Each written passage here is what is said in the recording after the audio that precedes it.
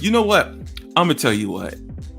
I don't understand what happens when you become an adult. I couldn't wait for so long to become an adult, 18 at the time, right? Or maybe 20, 25, because that's when you can finally rent a car.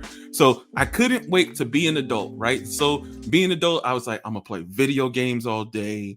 I'm gonna buy my comics from the LCS. And I'm going to make sure I read every last one of them. And I'm going to keep my collection in my man cave.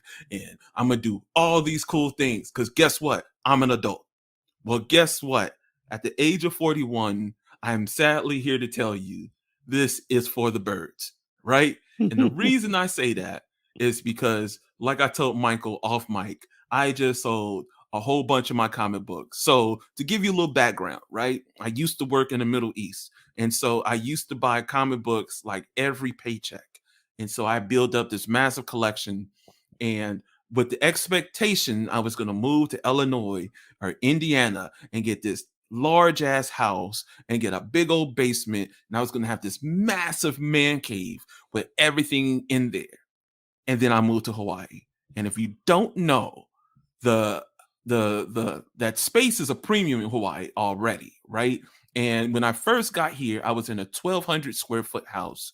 And then I eventually got fortunate to move to 2,000 square feet. But still, because guess what? I have a wife. And my wife said, hey, this is your office. Your comics will stay in your office. Your toys will stay in your office. And guess what? When your mother comes to visit, where's she going to sleep at? In your office. So now my man cave is also slash the guest room slash the office, right? And guess what? I'm cool with it. But there are sacrifices that must be made. And as I now keep on trying to talk, as my freaking dog wants to bark in the background, I guess it's no better time than to introduce Michael Merton, my co-host, because this is Nation80 podcast. How you doing, Mike? What's going on? Hey, what's going on? We are here for episode number 12. Yeah, You know, buddy. you hit it on the nail. We talked about this off air. We're in our early 40s, and here we are thinking, man, we finally made it. We got good jobs, we're making money. We can spend all this money on pop culture stuff, whether it be comics, video games, arcades, big screen TVs, whatever, and man cave setups.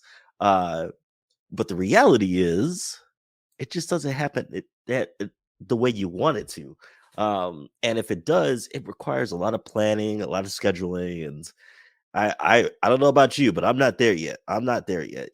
I had an office set up, I had a desk set up, I had a room tour project set up, and then life intervened, and the hot water heaters started spraying everywhere, uh, and that setup is no longer here anymore.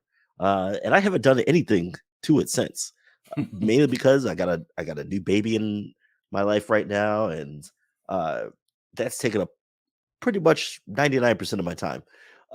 So right now I'm on two TV dinner tables and a kitchen uh, chair trying to do this podcast. Yeah. So the struggle is real, y'all. If y'all are in the same situation, the struggle is real. But there is relief. I promise you, there is relief that you can find ways with the technology that we have now. You can have relief. Uh, and so, but you got to pick your poison. You got to pick your time slot. So I'm ready to get this started for episode number 12 of the Nation80 podcast.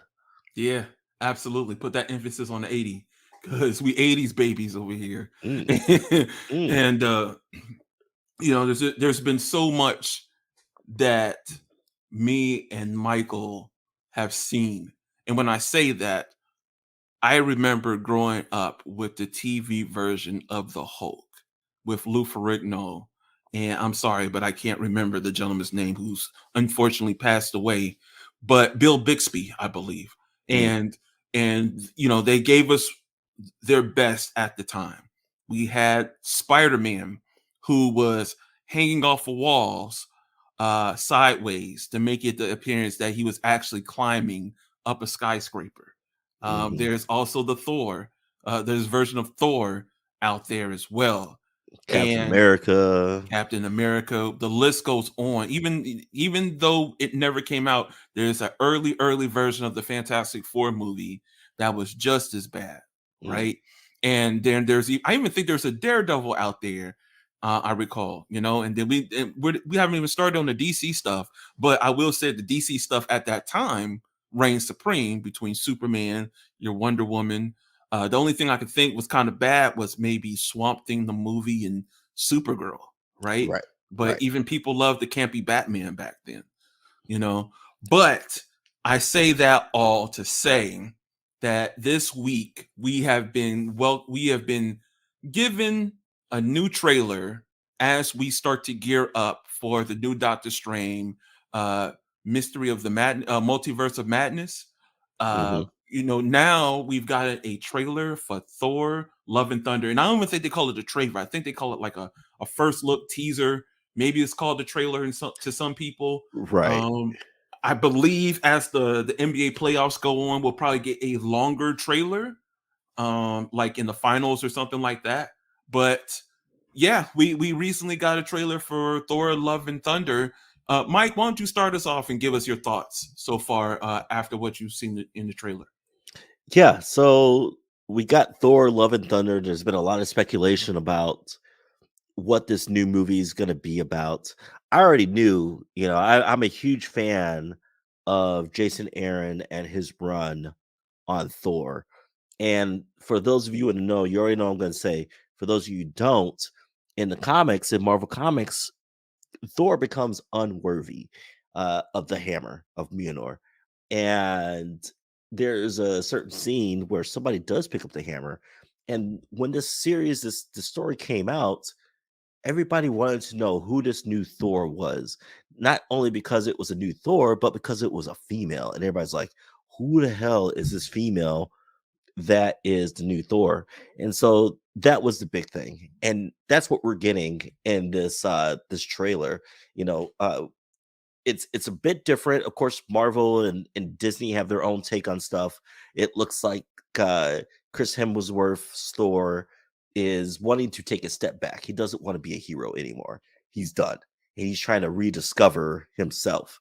And it's not so much that he's unworthy, because in the movies, we got to a point where in Thor Ragnarok, his sister that he never knew of, Hela, basically smashed Mjolnir into pieces.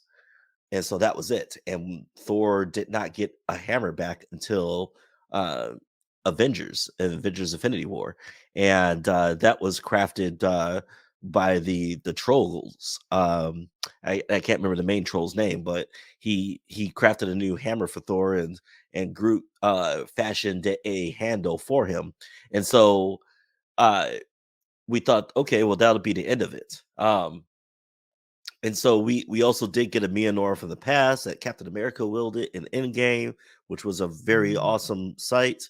Uh, but in this trailer, we see that Odin's son is basically walking away from the role of Thor, and by the end of the trailer, because it's not a very long trailer, it's maybe a minute and a half. By the end of the trailer, we see that broken Mjolnir come to this new Thor who happens to be a female. And if you've read the comics, you already know it's Jane Foster, and that's very exciting to me. I love Jane Foster as Thor, and to see her in the MCU is huge. I don't know where they're going to go with it. Obviously, Disney has their own take on how they, I should say, even Disney, it's really Kevin, has his own take on what he wants to happen with this female Thor, but it is Jane Foster, which is played by Natalie Portman. And in the comics, you know, Jane Foster as Thor doesn't look like the civilian Jane Foster. In the movie, there are pictures circulating around there from behind the scenes that Natalie Portman had a body transformation. She's geeked. Yeah, she's super buff. And I'm like, and I had to watch the trailer over and over again. I'm like, yep, that's Natalie Portman. and she looks like a damn superhero. So I don't want to put too many spoilers out there. I don't even know if they're even spoilers. Um, but how it goes in the comics, Jane Foster is Thor. Okay, she becomes worthy of wielding Mjolnir, and this is after Original Sin. Okay, and the caveat is Jane Foster has cancer. All right, but every time she becomes Thor, the chemo that she's taking gets canceled out, and so when she becomes Jane Foster again, she has to start all over. But the cancer has progressed, so she's effectively dying every time she becomes Thor, and she's cool with it because she feels like she has a service to give. And so I'm not sure if that's what they're going to do. I imagine that's what they're going to do, but this was just the first trailer. Of course, there's going to be a million trailers that come out after this. Uh, I'm going to try to stay away from all that because I do have trailer fatigue, and I don't want to see everything. We're in a day and age now that we see a third of the movie through trailers. Mm-hmm. I only want to watch one or two trailers, and that's it. Uh, and I'm not sure what they're going to do with Jane Foster. I don't know if she's going to have cancer. They haven't hinted to that in the movies or in the What If series, but it is going to be interesting to see because at the end of the trailer, you see Thor like super surprised, like, okay, the hammer's back and it went to somebody else. Yeah. And so you want to figure out what the heck is going on with Jane Foster. Uh, who's the big bad that makes him come back to being Odin's son, the Thor that we all know and love? And we also get a brief glimpse of Valkyrie in there. And the last time we saw Valkyrie, Thor had given her full reign to be the new king of Asgard, at least the Asgard that's on Earth. And it didn't Mm-hmm. look like she was doing too well. So I'm excited for this. It looks good. And then of course there's the Guardians of the Galaxy in there, and that looks interesting. I didn't see Gamora in the trailer. So that's interesting to me. So it looks like a lot. The movie's coming out soon. I'm excited for this trailer. I'm Do you excited. remember the date when they said it was coming out? Like, is it coming out in July or is it coming out like in November? It's coming out this summer. Okay. I want to say it's the end of May. Oh Mm. no, it's beginning of July. So July 8th is when it comes out. I was gonna say the end of May is still kind of tight when Doctor Strange comes out May 6th. I think yeah. So you got Doctor Strange and then Thor: Love and Thunder. Talk about a great man. It's gonna be a great summer. Mm-hmm. It's gonna be a great summer. So I'm excited for this movie. I actually may be more excited for this movie than I am for Doctor Strange, to be honest with you. So I'm more excited for Doctor Strange, and that's just because I want to see if we're now seeing the X-Men, and there's a lot of questions that are coming out of that Doctor Strange movie that I want to get answered. There's to me a whole bunch more what ifs compared to Thor. It's cool to kind of see that the Guardians of the Galaxy are going to be back. Funny enough, I wonder what Groot are we going to see? Is this now going to be adult Groot, still teenage Groot? Or maybe like a college group, like type Yeah, of yeah, person in like early absolutely. Good 20s, point. Yep, good point. So that'd be interesting to see. Um, I'm kind of interested if we're still. I think we're still going towards a galactic program. I mean, a galactic phase for Marvel. So I'm curious if we're going to start to get more of a bigger picture of who I don't know, almost like the big baddie, the overall baddie is of everything. Mhm. There's always that question behind everyone's head. Uh, is Adam Warlock going to show up? Is Nova going to show up? You know, which will both of them will be kind of interesting just to see on the big screen. You Mhm. know, and then with the Marvel TV shows, will we see Moon Knight pop up, or will we see Blade? Or will we see some of the people from the Eternals pop up in one of these movies? Because eventually I would assume they got to start to make everything kind of fit together. Because I think a lot of us are still scratching our head like, okay, where is this all going? Right?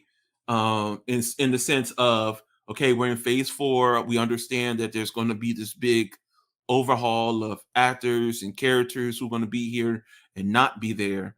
But uh, what's the end goal again? Right? Hmm. Like, at least this time around, they're not still trying to go for validity, because remember back in the day it was like, okay, will these Marvel movies work?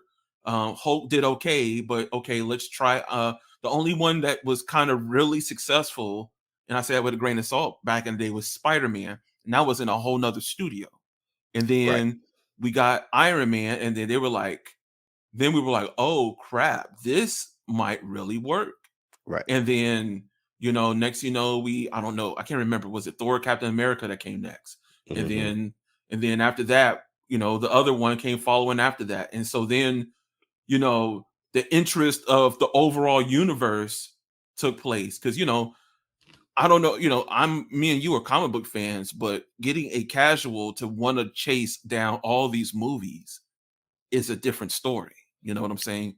Right. So to have them consistently interested. So I'm more interested in the Doctor Strange movie just because I want to see if we're finally going to get the X-Men, or are they going to give us something like, well, because he went to different multiverses, he went to a multiverse where mutants are there, right? There's so many questions. Yeah. Um, Yeah. No, Go I ahead. think you hit it on the mark. I think Thor is going to be more the cosmic part of the Marvel Cinematic Universe, Mm-hmm. and I think we're more likely to get Adam Warlock or Mm-hmm. some glimpse of Adam Warlock into that movie. As far as the X-Men go, I think that's more the Doctor Strange side of it. We already know that Patrick Stewart is reviving his role as Professor X, and it looks like it's the Illuminati that Mm-hmm. he is a part of. And then when you throw America Chavez into there, because we've seen her in the trailer, uh, that lends to that theory. So I think if anything, these two movies set up, okay, this is what's going on local with Doctor Strange and the multiverse, whatever. Um, and we already know the big bad, at least for that movie, is the seemingly big bad is most likely the Doctor Strange from the Marvel What If. Okay. Yeah. Because there's a point in that trailer where they say the most dangerous person in the universe is Doctor Strange, and it's the Doctor Strange from Marvel What If. Mm-hmm. Uh, and then, but really, it's probably Kang the Conqueror. Uh, and then you start thinking about, okay, the cosmic part of it with the Eternals, Guardians of the Galaxy, Thor. Okay, well, so the big bad there is going to be the Celestials, and then possibly Galactus, and then you introduce the Fantastic Four. So there's a lot of different moving parts, and how that all comes together, I don't know. Uh, but I think that my personal opinion, I think that it is going to be Secret Wars, where you Mm-hmm. have the multiverse collapsing at some point, and you have this big war at the end. And so, yeah, I mean, but that's the kind of fun with it, you know. Yeah. Uh, you The know, it, speculation, like what's going to happen. You're right. I do love that part too. I we just had we just had Easter, Hmm. and you talk about nostalgia. So we went up to Gary. My family and I went up to Gary. We met up with your brother and his son and your mom, and we met up at Auntie Rosalind's place. And uh, Auntie Rosalind, I don't know if I sent you the picture or not, but Auntie Rosalind completely redid the basement where Hmm. we used to play video games as kids. Spend those long weekends on the Sega Genesis or the Super Nintendo from Blockbuster. Um, she completely redid the basement, and it looks amazing. She's got a big flat screen TV. There's a fireplace in there. There's a bay window to the backyard. It looks amazing. Um, and so I'm trying to tell my kid, like, yo, this is where we used to play all night, all day, over the weekend. We go to Blockbuster, we rent a system. And I think, one of the ones was like we would rent Super Nintendo and we would play Star Fox until we could beat it, Yep. whatever. And so I don't think we ever uh, beat Star Fox, or I don't did think we we? did. Yeah, I think we got to the uh, last level, and my man was so hard that right. we never got to him. So you get to a point where you have this nostalgia, all right, and I'm sitting here and I'm thinking like, man, you know, where we came from. You mentioned it earlier with the movies that we came from, the TV shows that we came from, where we're at now. And as I'm thinking about this, Albert shows up with his mom May, and so they're extended family, whatever. And Albert is a huge nerd geek like us, um, and we start getting into it with what's going on with the movies and comics and stuff like that. Uh, and so one thing that he had absolutely no idea about, which is something that I am pretty sure is going to happen in the MCU. Mm-hmm. He had no idea about Blue Marvel Mm. and Adam Brashear, okay, Mm-hmm. and Kevin Gruvo. He had no idea about that. Um, and as we're talking, he has a lot of knowledge. Okay, he's deep into the TV shows. And your brother's like, "Oh, I got superhero fatigue. I don't care." And me, I'm like, yes, I've heard the term. You've mentioned it before. Mm-hmm. Um, I don't know if I'll ever get fatigue from it because, like we just mentioned earlier, there's that wonder, like, okay, what's happening? What's going on? I don't Mm-hmm. want to miss anything this time. Now I'm looking at every little bit from the TV shows and the movies of what's going on and who the big bad is going to be. And as I'm talking with Albert, like, I don't know if there's a singular big bad. I think it's going to be multiple big bads. Like I said, you got Galactus, you got the Celestials, you got Kang the Conqueror, and Sony's throwing in their own mix now, okay? Because they got the Spider Verse, they got all Mm-hmm. Spider Man's characters, right? Yep. So how's that going to play into it? Because in the comics, the Spider Man mythos, they have their own um, storyline. Uh, I can't remember what it is, but they have their own storyline where you have all the different Spider-Men from all the different universes The who are Spider based. Verse. The Spider Verse. What is it called? The Spider Verse storyline. Yeah, Yes, I, I I know what you're can't talking I about. can't remember what the name of it's called, but they have their own storyline where it deals with the multiverse. Yep. And I can see that happening in the MCU, and it's gonna. And I trust Kevin Feige to reel us into this grander thing. Uh, and it'll be another 10 years. We'll be in our 50s before it all ends.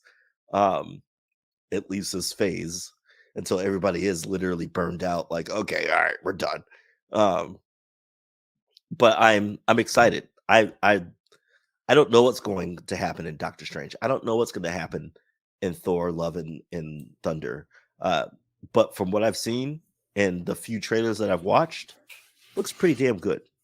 Yeah, absolutely, Mike. I'm excited too. So there's so many questions I want answered, and it's working like a comic book would, right? The reason that you would buy the next issue of a comic book is because there's questions that need to be answered from the one you just read, right? And I Hmm. think the Marvel movies, do a perfect job of answering those questions and giving you answers, right? Compared to another studio that we talk about all the time, that we watch something and then we're even more confused, like, okay, where is this going? Is this just a one-off thing? Is this going to keep going? How do we do this? How do we do that? Blah, blah, blah, blah.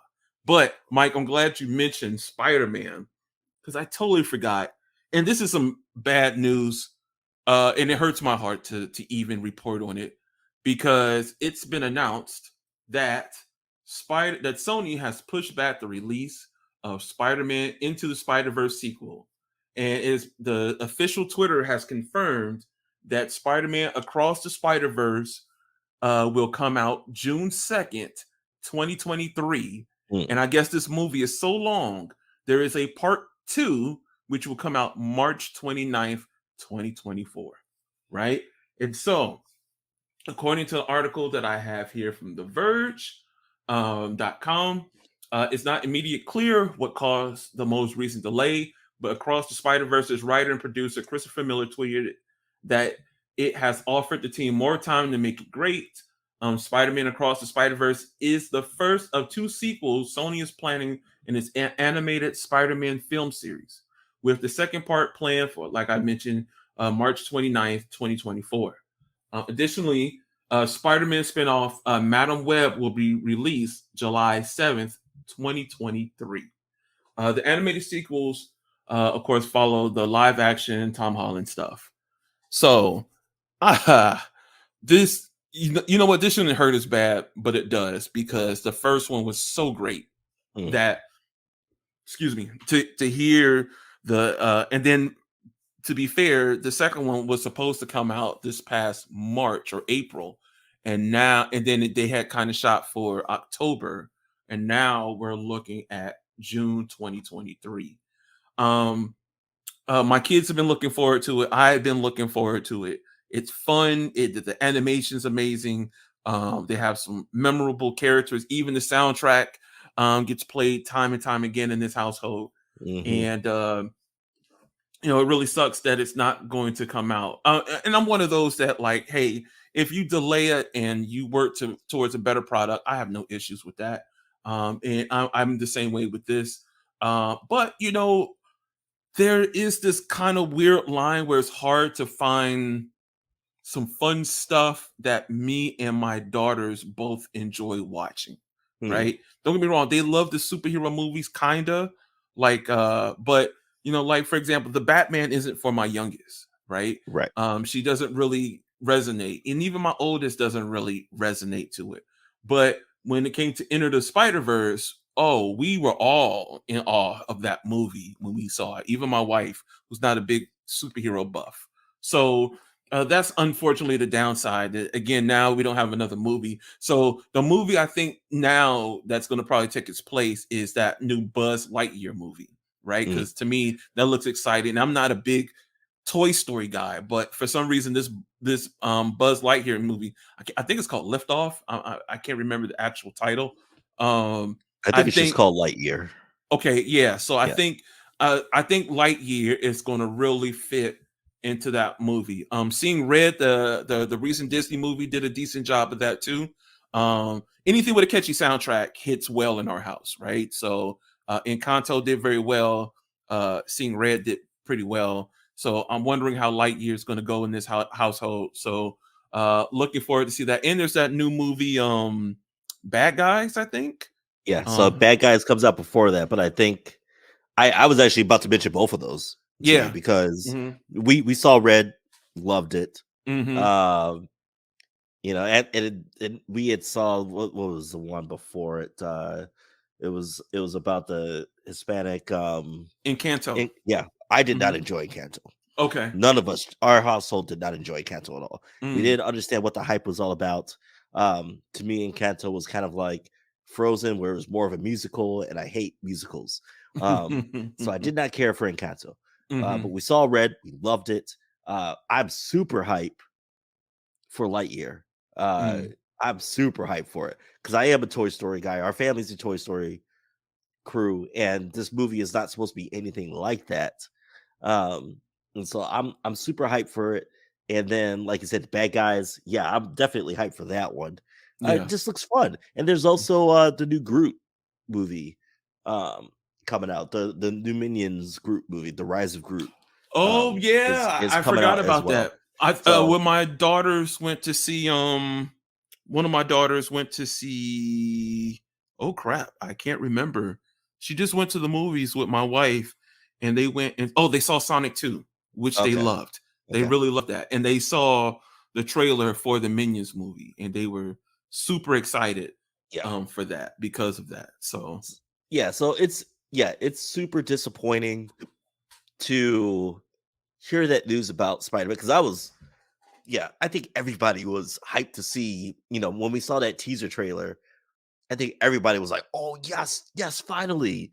Um, and to have it delayed, man, it makes me nervous on one point because when movies are delayed, there's usually issues with writing or recasting or a different director being brought in.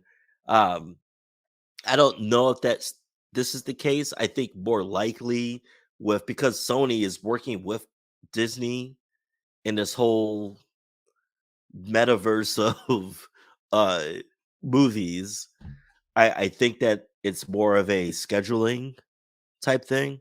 At least I hope it's more of a scheduling type thing. And they want to make sure I really feel like, of all the Sony movies, Spider-Man movies, um, this is the one that they've done the best, and they want to Mm. make sure it stays the best. I mean, Venom was okay. Venom 2 was terrible. Uh Morbius has not done well. Um Totally forgot that movie came out. yeah. And I haven't even seen it. I want Yeah, to, but it has I'll wait not for done it to come well. on streaming. Yeah, it has not done well. And then you think about all the other Spider-Man movies that came before that. Andrew Garfield's second Spider-Man movie was Hmm. Spider-Man, the third Spider-Man movie with Tobey Maguire was terrible. Um, so I think that Sony, if anything, they hit right with Miles Morales Spider-Man. Uh, and they I hope are taking the time to make sure that they put out that same quality that they did with that, not even the quality, but that same magic they did with the first movie. And I think that they're trying to, at least I hope that they're trying to figure out timelines with all the Marvel movies, because eventually you got to bring Miles Morales into the MCU. Well, so I have Um, a curiosity about that. I'm curious if Marvel's reach has anything to do with the animation department and not just the Tom Holland film, because I I don't recall them having anything to do with their other branches of the, whether it's Venom or anything else. Yeah, so as far as Disney's concerned, at least and this is from a couple of years ago, but Hmm. the from what I understood, Kevin Feige is only in an advisory position when it comes to Sony and how they're doing their movies. Mm. Okay, because Sony owns Spider-Man. Hmm. They're just renting it out to Disney. Sure. Um, but if you're smart and you're Sony, you let Kevin Feige call the shots for most of the stuff. Okay. Mm. Um, I don't think Kevin Feige had anything to do with Venom because that was Or terrible. Mobius, for that matter. Or Mobius, correct. Hmm. Um, but if you're going to introduce Miles Morales into the MCU, I think that you would make sure that you have Kevin Feige and his team involved, because that's significant. It's Hmm. huge. Um, and at some point, one of the Spider-Men's going to die. I absolutely guarantee one of the Spider-Men's going to die. Hmm. I don't know if it's going to be Tobey Maguire or Andrew Garfield or Tom Holland. My money is Andrew Garfield, maybe Tom Holland. Uh, but I've also heard rumors that Tom or Andrew Garfield's getting another movie. So So, I think it's, if it's going to be anybody, number one, I don't think we'll see any of the other Spider-Men again. Number one. Number two, I think it would be Tom Holland after, because I mean he's on his fourth Spider-Man movie because they're mhm, already producing the fourth one. So I would assume that, like, unless he um assuming that he just really really loves doing Spider-Man and he's not having a burnout, I can see him finally saying, okay, it's been fun. um and I could be, and it could be one of them other things departure wise, right? Like Zendaya says, I'm not doing it. Tom Holland is like, you know what, I'm not really feeling this anymore, and they just all kind of like do that one last movie, you know what I'm saying? Because they're all mhm, budding stars, right? mhm. So there's just so much more coming for them. Um, but and then I would see, like you said, Miles Morales pop up when the next reboot comes around, because I would say he's more relevant than Peter Parker is these days. You know, Right. so Well, and that's why I kind of think that it's either gonna be because you know, I don't know whether Sony's gonna do this or not, but the rumor is that Andrew Garfield's gonna get a movie. mm, Um, because he's got that redemption story from the last Spider-Man movie. hmm But my take is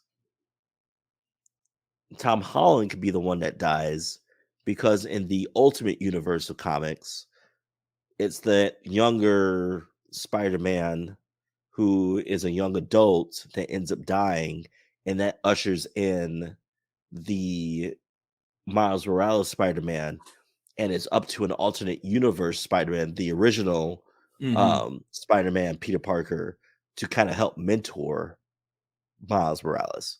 sure. So whether that be Tobey Maguire or Andrew Garfield, I don't know.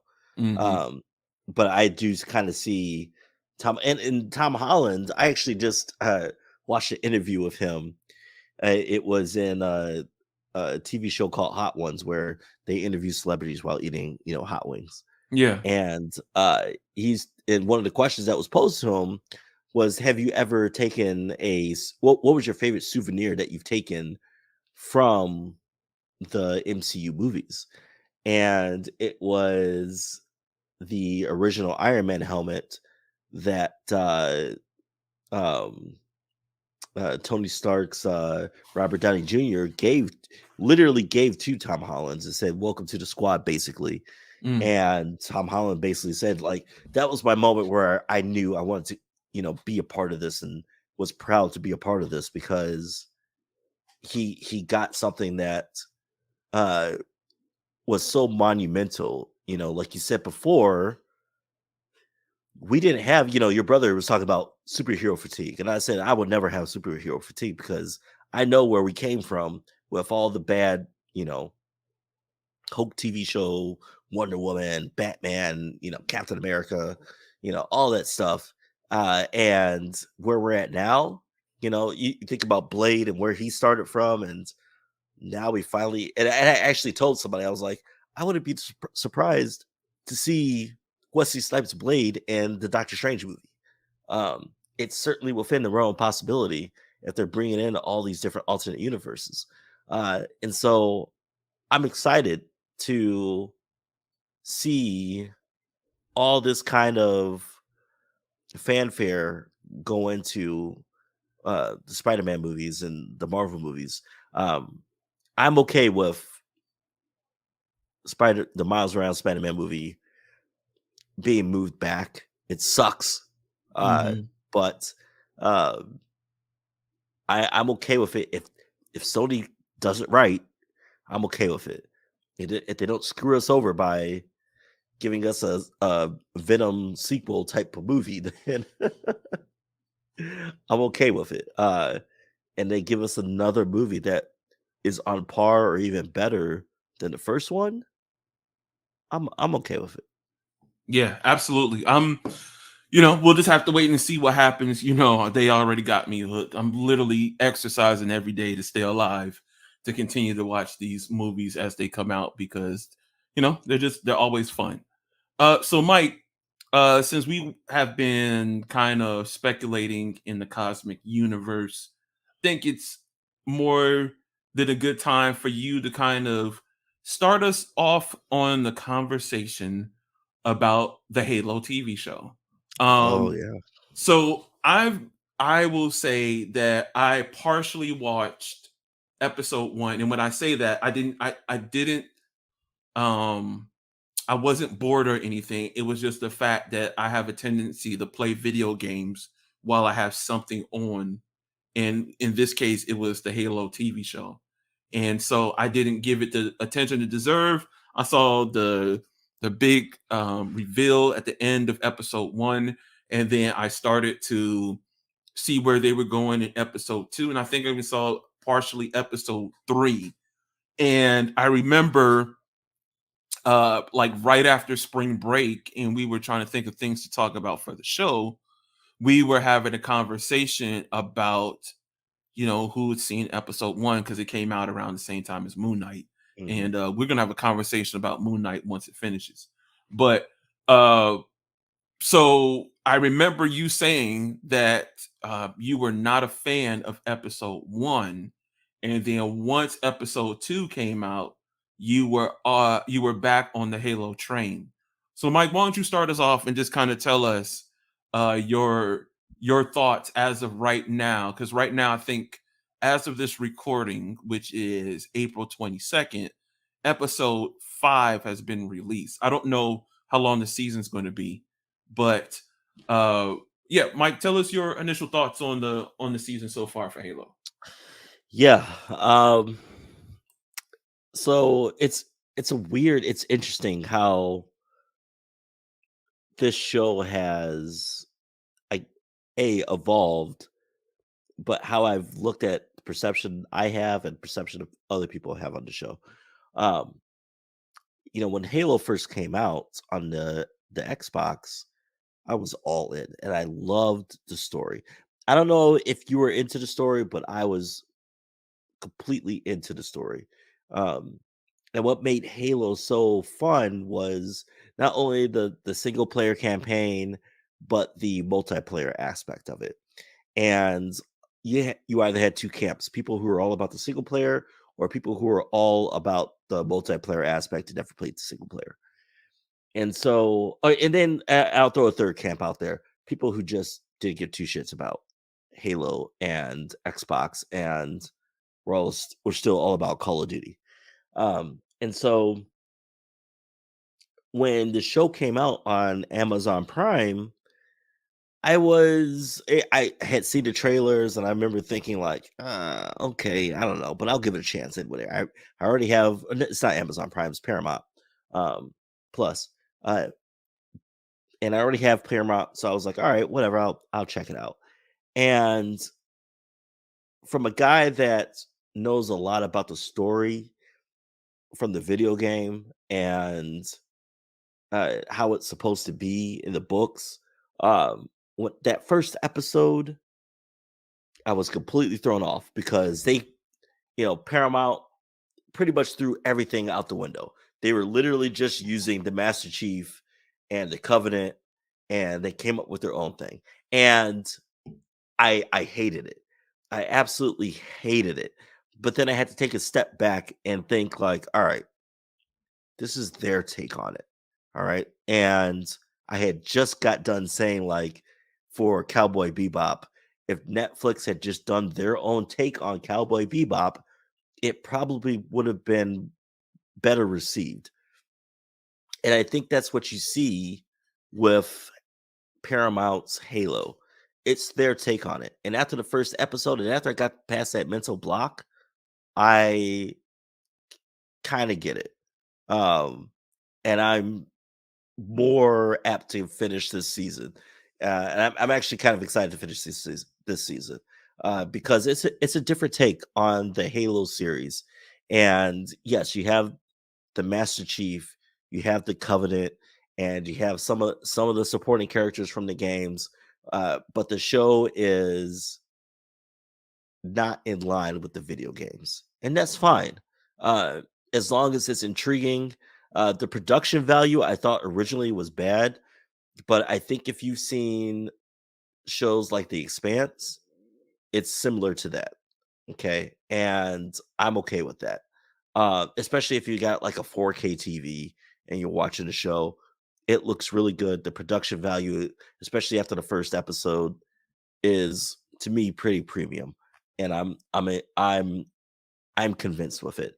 Uh the I guess the thing that I'm curious about, I have a buddy at work who has never played Halo, uh, and was curious about the show. I told him he doesn't know anything about the story. I said, "Go check it out." But he also had the same reaction after the first episode. He was kind of like, "Eh," and I said, "Just push through it." It's kind of like the WandaVision. You push through the first two episodes of WandaVision, it gets really good. I think that Halo is kind of in the same spot. Uh, there's a lot of discovery. There's a lot of exploration into this TV show. There's different storylines that are going on into this TV show, and it's got me guessing, like, okay, what's gonna happen next? And it's got me drawn. I'm in with it. I like where Paramount and Halo are right now. That's good to hear. While you were talking, I decided to grab a slice of pizza, and I decided to get a Hawaiian slice of pizza from Pizza Hut, and they had the nerve to just dump all the pepper on it. So excuse me if I sound a bit strange, because it was highly unexpected. My poor wife is dying in the room because she decided to sample some with me. Anyway, so Mike, I'm kind of in the boat where you are, where even though I know a little bit of the Halo lore, it's never. I think you mentioned you read the books before, and I haven't even touched the books. And I think after Halo Reach or ODST, I was pretty much done with the series. Um, that's when the hype was at a fever pitch. But then I remember like PlayStation taking over Xbox in sales, and I had a PlayStation, and I really had no interest in getting an Xbox to continue on with Halo. And by then, COD had taken over for multiplayer, so there wasn't much to go back to Halo for, and that's why I think like Halo Infinite at this moment is having so many problems as we speak. Mhm. Um, but I agree with you on the TV show, right? Because like episode 2, they finally introduced Cortana, and I know there was like a lot of hubbub about that, but I think it's fine personally. I mean, I think they took some liberties to make the show easier to produce and stuff like that, and I think that's fine too. Because you know this is a TV show. Because I think we would have been more upset if this was a movie, right? Because I don't think the budget. I don't think anyone would have gave it the budget that would have justified a movie personally. And then on the other side of that, I think there's so much story when it comes to Halo that it's ideal for it to be in a TV show. Um, I wish it kind of got the Star Trek budget, but it's kind of hard because Star Trek can be done mostly on one set, and then you're fine. But Halo requires so much movement, going to different worlds and all this other stuff, and things of that nature, that it requires a bit more for a budget when when it comes to that show. And when I look at things, I think they gave it more of a budget than they did Cowboy Bebop, but I think they gave it less of a budget than maybe Star Trek Discovery, right? But I intend to finish the season personally. I'm still hesitant on the show itself, but it's one of the. I mean, there's. I don't know. It's still kind of weird. Sometimes you don't really get many sci-fi shows that stick around. Yeah, Um, yeah, so even though the concept is great, like one that comes to mind is Archive 81, which I loved, and now it's gone. I really hope that this one sticks around, finds its pace, finds what it needs, and keeps moving from there. yeah. I think that as I look on IMDb, 24,000 plus people have voted on this TV show, and it's got a 7.1 rating. Um, and I think that's an honest, well deserved rating. Like I said, I pushed past the first episode, and when you look at Pablo Schreiber is the plays Master Chief, who is he's been in a bunch of stuff, uh, but his brother is Liv Schreiber, and they're very like I'm looking at this, I'm like, oh, okay, because Pablo he's a tall dude and he's jacked, Hmm. Yeah. um, and so he fits that Master Chief suit very well. Okay, um, Jen Taylor is also in the show as Cortana. She Hmm. is actually the person that plays the original Cortana in the video games, And so I love that aspect of it. I actually am I'm hooked. I really am hooked because it's not like when I first watched this show, I was expecting a retelling, a remastered version of the video game story, and it's not. It's absolutely not. And they're taking it a different direction. I like how they're developing the Spartans. Once you get into deeper into the episodes, you see how the Spartans they're changing, and uh, it's interesting. You also see how the and I'm trying to think of her name, but um her name, or the actor's name, is Natasha uh McCone. She's played in a bunch of stuff, like I keep thinking back in the way back in the day. She played Dr. Oh god, what was it? She's basically the medicine woman. I can't remember her actual name in that old TV show. Um, but she actually plays as the doctor who creates the Spartan program. And there's a storyline there, and you're like, oh my god, like, what's going on. Miranda Keys is in this TV show, and in the game she was UNSC captain. In the TV show she's actually a scientist, and she's got her own storyline going on. And so there's a lot of mystery to it. Yes, it does not have the same budget as Star Trek Discovery. It's like I said, it's got more of a budget, I think, of like The Expanse. And I would probably say maybe slightly higher than The Expanse. Um, but I think it's something that people should check out.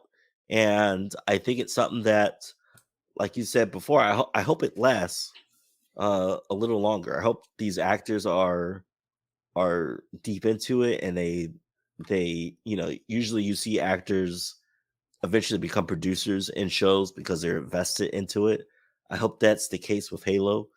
And I think that if people stick with this show, I think it'll have some really good success for Paramount Plus, because I'm hooked. I actually like this show. I didn't think I would after the first episode. Shout out to Bokeem, who's in the show.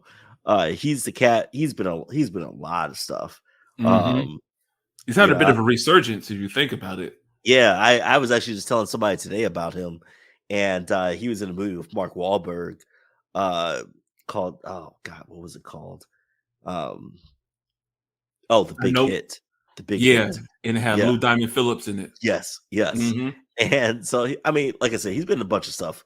Dead Presidents. Yeah. So he's been in a ton of stuff. And usually as kind of like your BEC type of actor. So it's nice to see him play like a Spartan in this TV show. And I'm like I said, I have no idea where they're going with this. And I think that's awesome. And I think that I'm engaged enough that I'm like, all right, I can get with this. Mm-hmm. And so I really hope that this show continues with more seasons. The fortunate thing with Paramount Plus is they're not like Fox or Netflix, where they cancel a show after a season without giving it a chance. So I Mm-hmm. think we'll see this continue to go, and I hope that the fan base continues to grow and we get more seasons of Halo. Well, I mean, it works out now because hell, Netflix ain't even got money now, right? So we talked about it before. It seems like Netflix is getting to that point where maybe it's just oversaturation, horrible scheduling for their TV shows, lack of diverse TV. And when I say that, just a little bit of different genres and stuff like that. I think the last thing we all came together for was like Squid Games, and before that was like the Tiger King or something. I can't remember. Hmm. Or Joe, I can't remember, Joe Exotic, right? Right. And that was during COVID. Now that it's time to go back outside, Netflix just isn't hitting like it used to. And now they're also talking about getting rid of password sharing, which was big dealings for a lot of us because Yeah. I remember when your sister was in college, she was sharing the same account with you, with your father, I believe, and everybody else. Shit, we're So still doing that. so it's truly losing its popularity, and it's funny because it, Netflix has been a cult hit with Netflix and chill and all that stuff, and mostly when you say streaming you're talking about Netflix. But as I've seen the other day, HBO Max is really starting to chew into their subscriber base. And Mhm. look, I would love to say Disney Plus too, but Disney Plus is kind of a niche audience where it's only for those who want to watch animation, Star Wars or Marvel. And that's not some people, right? Where HBO Max, you had the Batman, you have, some very good TV shows. They do some great documentaries as well. And I think that's, I don't know, at this moment, it seems like HBO Max is where it's at right now. And Right, well, Netflix they've is, got more original shows. yeah. I think Disney Plus is great, but their original shows are limited really to people only want to watch Star Wars and Marvel. Mm-hmm. They have some good Discovery, or let's just say Discovery, National Geographic shows. Mm-hmm. Um, they had a really good show with Jeff Goldblum, which we really love. Mm-hmm. Uh, and there's, Will Smith has a show out there on National Geographic, but given recent events, Disney has kind of pulled the plug on that. So, Mm. um, yeah, HBO Max, on the other hand, has a ton of original shows, and they're not necessarily tied to DC.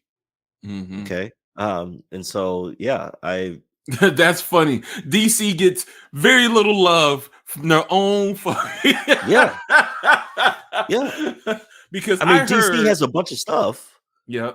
but it's not necessarily the DC shows that are hitting right now. Hey man, well, here's the thing. They don't even, to be honest with you, they don't even advertise them Right. because I'm thinking about it now. I've heard from multiple people that the Young Justice TV show has been putting out by far some of the best animation out there, but you wouldn't have known it because you don't hear about it.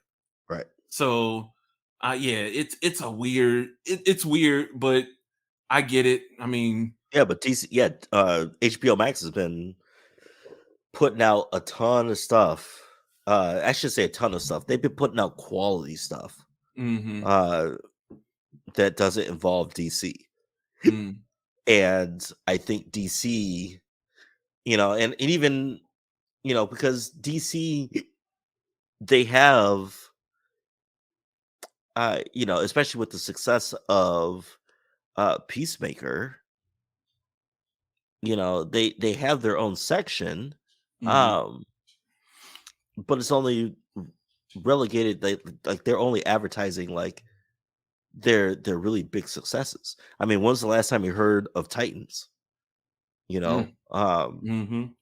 Or Doom Squad, You mean Doom Patrol? or Doom Patrol, yeah.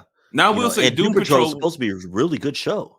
I heard. Well, I will say that I saw more advertisement for Doom Patrol than I ever did for Titans Oh yeah, for and sure. Young Justice. For sure. Mhm. The Yeah, only for other sure. thing that maybe would equate higher than that for their first season was the Harley Quinn animation. The Yeah. second one, I will say, got nowhere close. But I guess to be fair, and we don't think about this much too, is that they were in the middle of a sale. So I don't know how much money was allowed for marketing other Right. than their Right. massive projects like the Batman and stuff like that, right? Right. Like I don't think they were really going to, try to put out a series budget when they're probably supposed to not even really be using money like that till the new team is in there. But I do hope with this whole DC restructuring that some life is given to some of these DC originals that sit on my HBO Max because again, I've heard nothing but a lot of good things, but unfortunately, I don't think the rest of the world gets to see that. Because like I even think about this, right? Like Invincible got a lot of word of mouth, and then their Twitter was popping, right? And so because of that, Invincible, I think, got so many more eyes than we were really expecting. And at the same time, you're like, man, Young Justice could have used a lot of that Right. for because we asked for this for so long, and they gave it to us, and then they just had. Remember when we had the DC Universe website? Then they were like, "Hey guys, yeah, we're moving everything to HBO Max." And then we're Hmm. like, holy crap. Like, and so then you had that. Then you had two sales that have taken place since then. So I don't know. It's yeah. I hate that we keep on critiquing DC, but it's just these things that unfortunately just seem to just happen in their case. Well, and then you have like the Batman who kind of overshadows everything. Hmm. And so now everything kind of gets pushed back, because that's streaming now on HBO Max, and Yep. that as expected has done very well. Hmm. Um, and then it, like I said, beyond DC, you have things like Dune, which is done very well on HBO Hmm. Max, and some of these other, there's a TV show called The Flight Attendant that I never even heard of before. And apparently that's doing very well. And it's like, oh Yeah, my me and my gosh. wife watched the first season. It's really good. Yeah, so I'm like, now I'm like, man, should I check out The Flight Attendant? No, Mike, watch Young Justice. Jesus. Like HBO Max they're hitting it on all points right now, and they're not relying on the DC part of it. Which is unfortunate because, like you said, Young Justice is a great show. Um, Titans, I haven't I kind of refuse to watch Titans, but Doom Patrol is supposed to be a great show. And from what Hmm. I've seen, I've watched a couple of seasons of it, and I enjoyed it. Um, and so they've got great shows, and they're going to be coming out with the Batman spinoffs. You know, and then you throw in there and not that there's any word that they're going to come out with another season, but then you throw out the Watchmen Hmm. T show in there, which was phenomenal. And so, yeah, I mean, HBO Max is definitely hitting it on all points. You know what? I was just sitting here thinking, I was like, well, how does a studio like Disney get away with uh kind of having to deal with all these different things?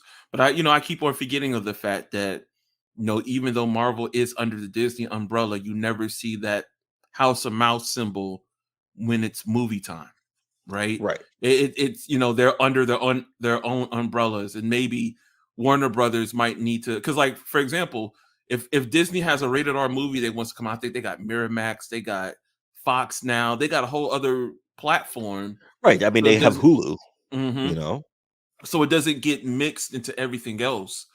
And I don't want I don't want another restructuring where they go under another streaming service, but maybe they need to make another child studio strictly for DC, and call it DC Entertainment, and keep Warner Brothers, just so we can get an ideal.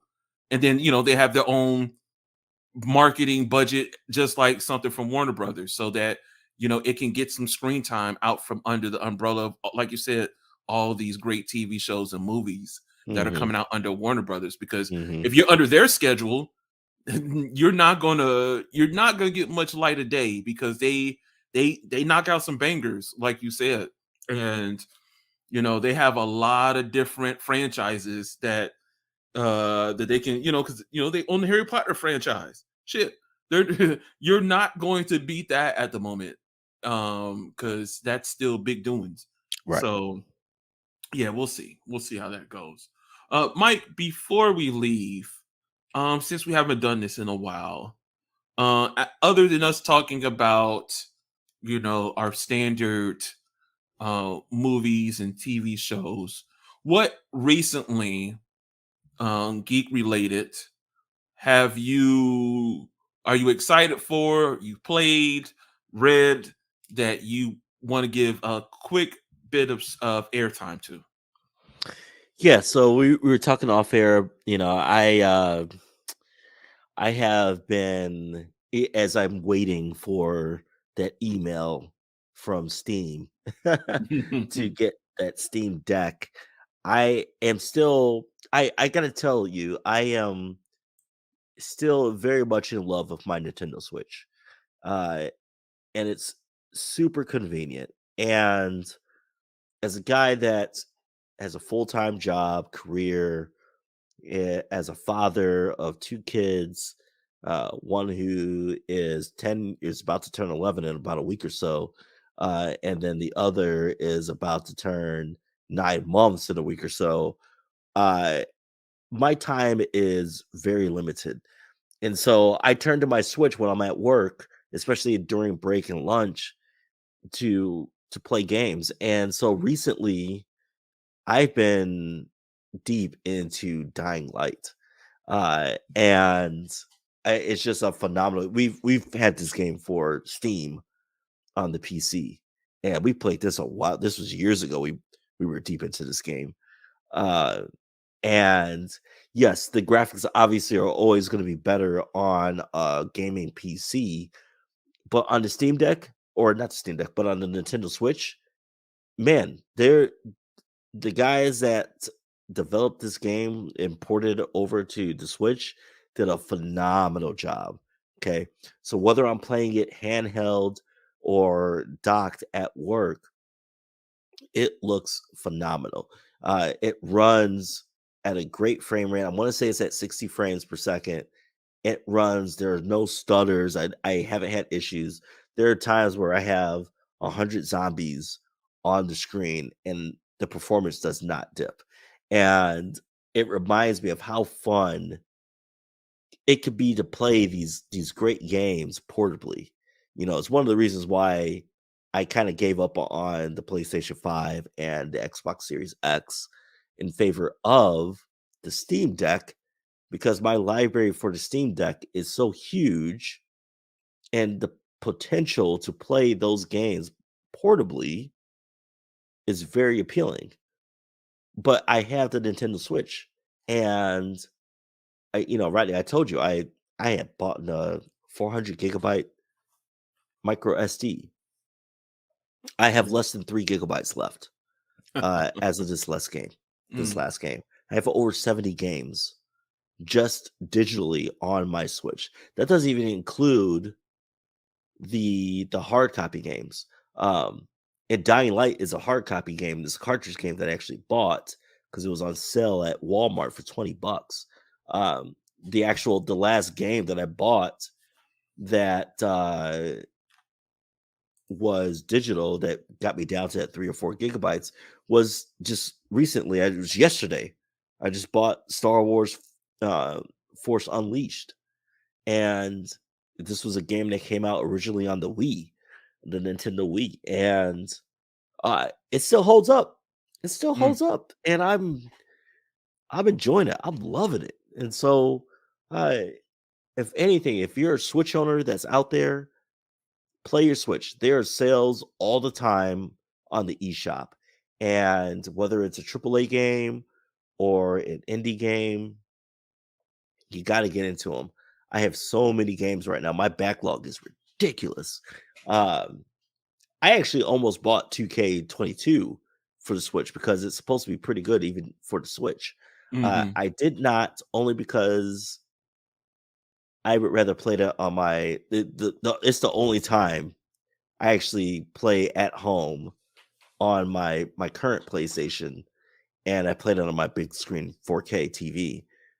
And that's the only time. So if I'm gonna get 2K, it'll be for a next gen system. Um, but until then, I'm content with playing my. I think I'm on 2K18 or something like that. I'm content. I'm fine with it.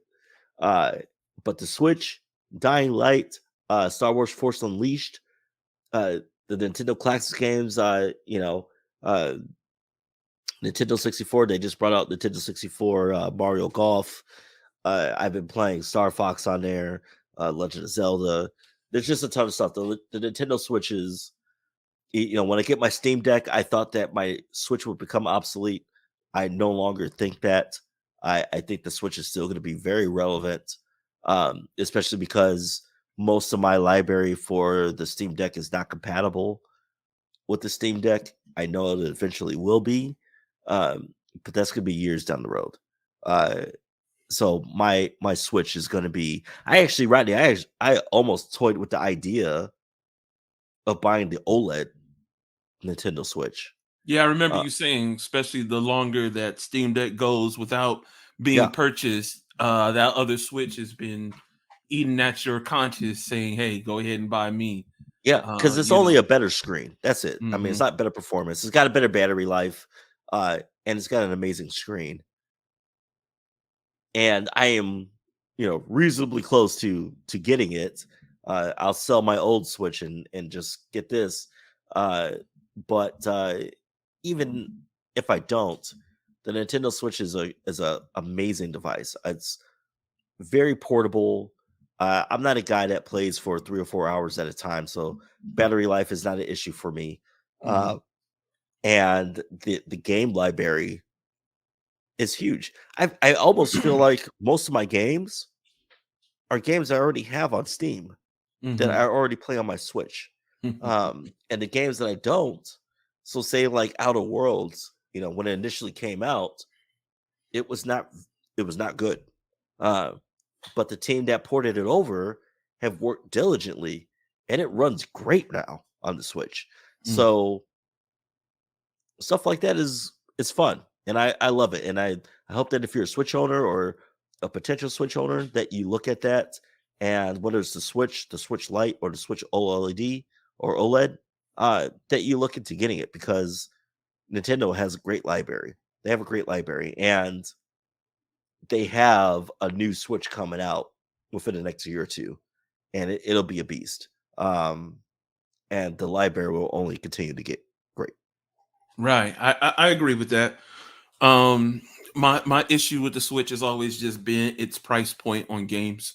I think that's why I cater more to Steam, because even like today I was looking for the old school Super Mario Brothers game, and they were still talking like $45, and that game is like 6 years old. And so, Yeah, if you're looking for the AAA, the actual first party Nintendo Switch games, mhm, they rarely go on sale. I don't own any of them, to be mm, honest with you. The only first party Nintendo Switch game I actually own is Zelda. mm. Uh, and yeah, I mean, it's a $60 game. It's never going to go on sale. No, I Nintendo, luckily got it for $45 during the holidays, and then it shot right back up, yeah, and like they even they'll got a new one coming out too. So, yeah, and that one won't come out for a minute, and most likely it'll be on the new Switch. Um, but all the other games, I mean, you remember Crisis on the hmm, PC, gaming PC. All hmm, three Crisis are out on the Switch right now, and they mm. run phenomenally. Um, you can't beat that. You just can't beat that. Like all the games that um pass first. I mean, Doom. The Doom, every Doom game, even the top notch Doom games, run perfectly on the Switch right now. And I don't know if the sale is still going on, Hmm. but you can get the latest Doom game the last time I saw it for $20. Yeah. So the sales, besides the Nintendo IPs, are fucking phenomenal. Um, and that's why I have like 100 games right now. That's Hmm. literally why I have 100 games right now, because I don't, you know, you've mentioned this before. Hmm. I don't want to spend $60, $70 on a game, Sure.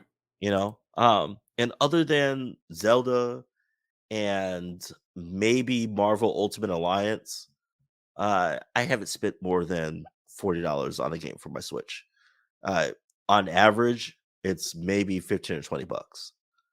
Um, and so I think that's what is most appealing to me. No, I respect it, and I totally understand. Um, my Switch has been, I think I told you before, it's been taken over by my daughters.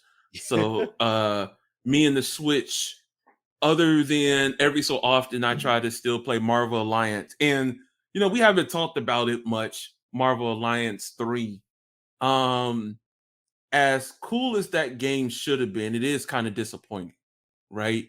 And when I say that, I'm not saying like it's still not enjoyable, but compared to the first two, I don't know, it's missing that spark. Um, Yeah, from Elias and I played it, and he's played all three of them with me. mhm. And I can tell you right now, his favorite is the second one. Yeah, yeah. And don't get me wrong, they had so many characters in three, and my daughters loved it. And unfortunately, she's erased my progress at least 17 times, so I have yet to beat the game. But it's one of them games where I don't go, oh, cool. I can just go ahead and start again. I feel like it's a task to start over. And if I feel like that with a game, I'm not very. That means it's obviously not that enjoyable to me. Even Yeah, no, though, you're right. It was a disappointment. yeah, yeah. So as much as and as much as I like to Switch, like I said, I personally don't get the time with it. I love RPGs, and I did when I went to for work to San Diego for a month. My Switch was amazing, but when I'm at home, my PC just reigns supreme. Which I'm hoping for the Steam Deck. And as I was looking it up just to see if they said anything about emails, I guess they don't say anything about emails anymore. Um, I saw that the developing team for Hypercharge was like, "Hey, we're good for the Steam Deck now." So Yep. I know that's you and Elias's big game, but you might even have it on the Switch. To be honest with you, so Yeah, we actually mostly played on the Switch. hmm And every update that they come out for the PC, they've come out for the hmm Switch, and so hmm we're pretty good with that. Uh, I think the big thing, the next thing for them is to do crossplay, and I mm. know they're working on that. So, And that'd peop be dope because then guess what? We can finally do yeah, some real deal gaming as a collective. That's been a while coming. So Mike, I appreciate you telling me what you've been up to. You know what? Recently I've been up to deciding what I'm going to do with my comic book future. And when I say that, I still have, like I mentioned at the beginning of this episode, I still have physical copies. If I look now at the long boxes I have in here, if there is actually 300 per long box, I have about 1,200. No, actually, I probably have about, oh, I'll say about 1,000 because there's two short boxes in here too. So I have mhm, about maybe, let's say, 11 to 1,200 comics still, right? But I'm getting to the point where making room for everything again from adulting, right? Been some pretty dope things going on with the X-Men recently, and I haven't had an opportunity to get on Marvel Unlimited to read up on that stuff. There is a Squirrel Girl podcast that's coming out. There was the Sandman podcast that came out. There's Lock and Key that came out on Netflix that I haven't yet finished.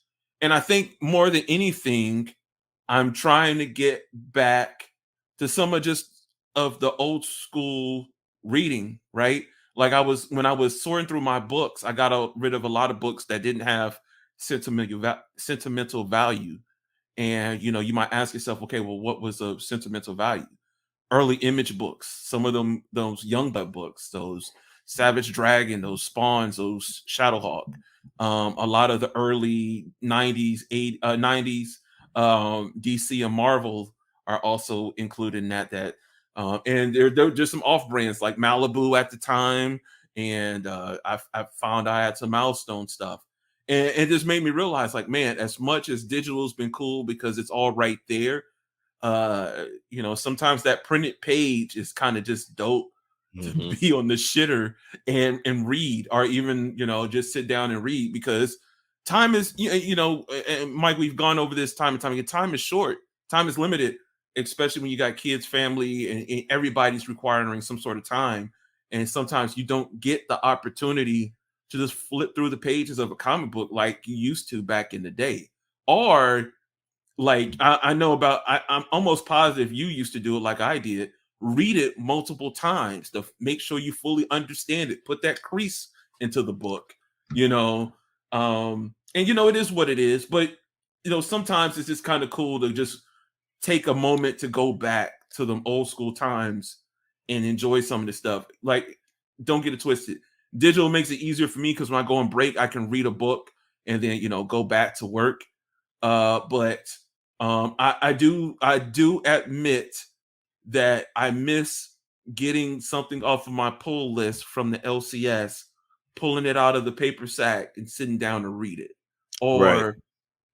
or grab something that's been bagged and boarded for a while. I'm like, oh crap, I remember this, and pulling it out and giving it a decent read, right? Like, that was the cool part about being a teenager. You only had a select amount of money to buy, because remember, Mike, the LCS had a litany of books, and if them covers didn't grab your attention, then it is what it is, right? Right.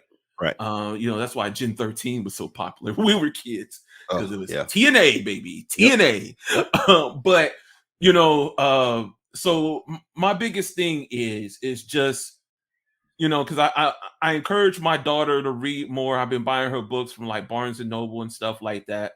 And I need to kind of do the same thing, right? Like, as much TV as I consume, it'd be kind of cool to sit down with just the printed page again, or not kind of like cheat. I won't say it's cheating, but going to Audible and really reading it like you used to back in the day. It probably won't be every day, might not even be every week, but just grabbing a few issues or something and be like, oh man, I remember, like, I have Stormwatch, the early Stormwatch with Battalion, who was one of the first Black characters I can remember when I was coming up, other than Shadowhawk, and there was Sentinel, part of Team Youngblood, and Youngblood at the time. Mm-hmm. So it'll be kind of dope to check those out again and just reread it.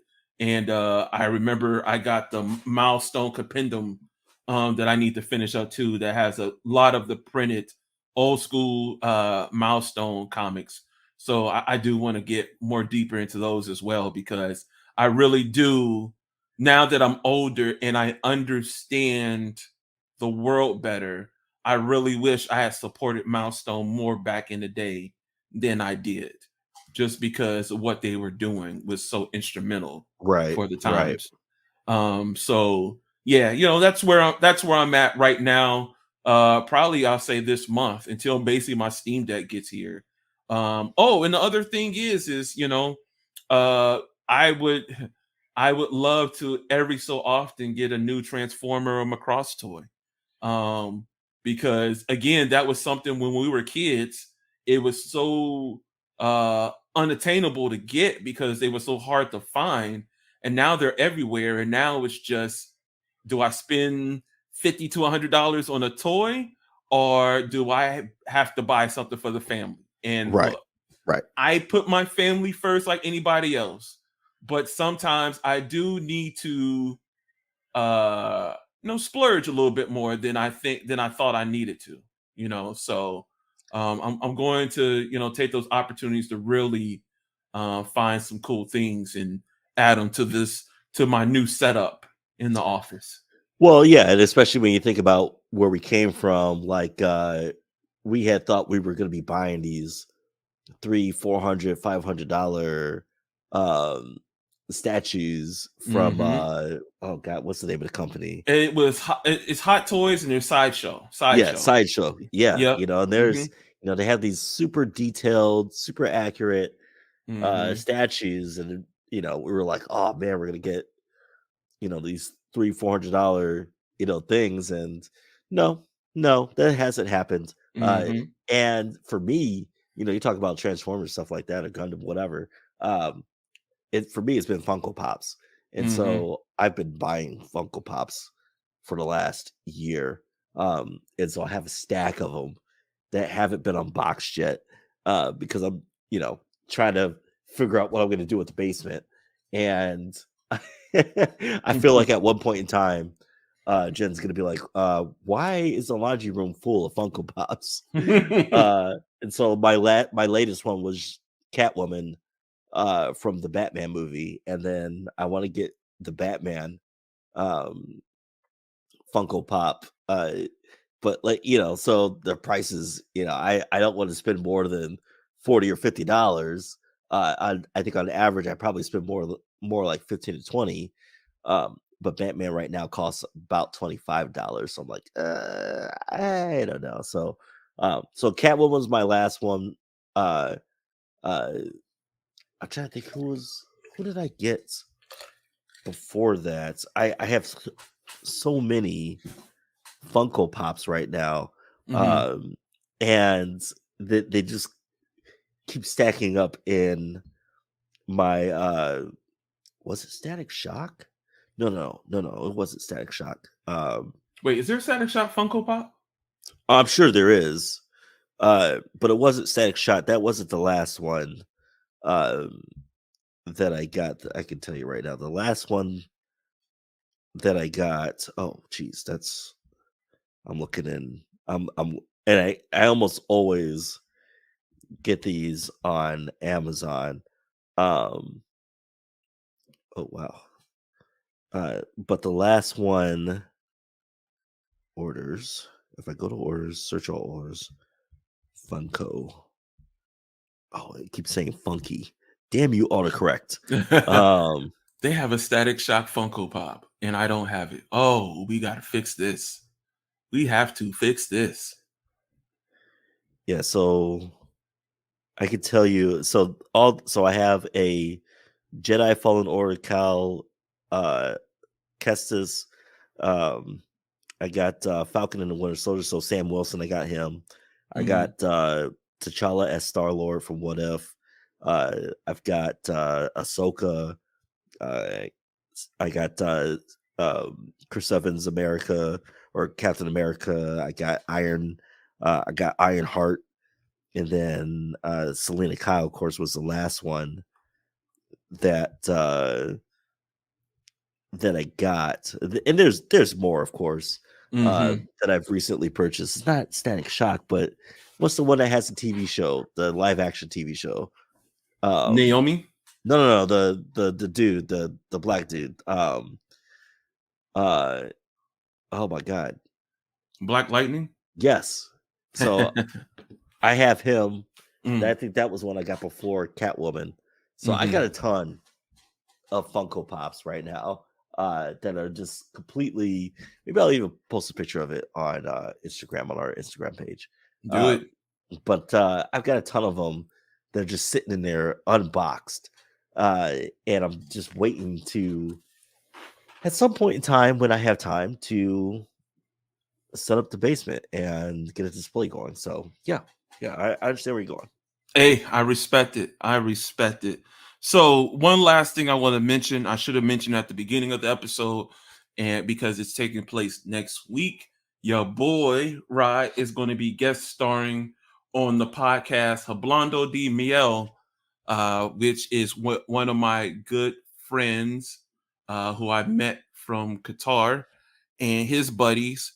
And so me and one of the co-hosts have been talking about and reminiscing on comic books all week through Facebook. So it's going to be cool to sit there and talk to them about comic books and some hip hop. And probably, they love to do who you think would win versus this person and this person. And I believe that compared to us, me and Michael have been freestyling the last couple weeks. Right. I do believe they do.